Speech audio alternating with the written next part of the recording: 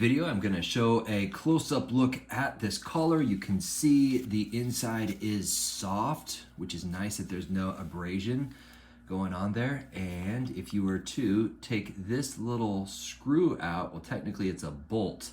There's 1, 2, 3, 4, and then this pops off like so, at which point there's a little pad in there. You can keep the pad in there. As you get your AirTag, this belongs to Gizmo, our little puppy corgi, and then it goes in there. This goes back on like so, and then you just put those bolts back in. In case you're wondering, wow, that is a really, really precise kind of Allen key that's gonna take this. That's really small. Well, they are thoughtful enough to actually include a tool that fits that bolt perfectly. So that was very, very thoughtful. I did not know that this was actually included with the collar. If we were to continue our tour around, very robust D-ring that you attach your leash to, and then if you were to look at the buckle, you can see if I were to push this like so, it's not coming out until I actually unlock it.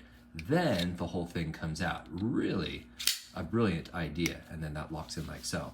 So other than that, not a lot of bells and whistles, but very, very high quality collar. It's gonna work beautifully for our little corgi puppies. Hope this helps.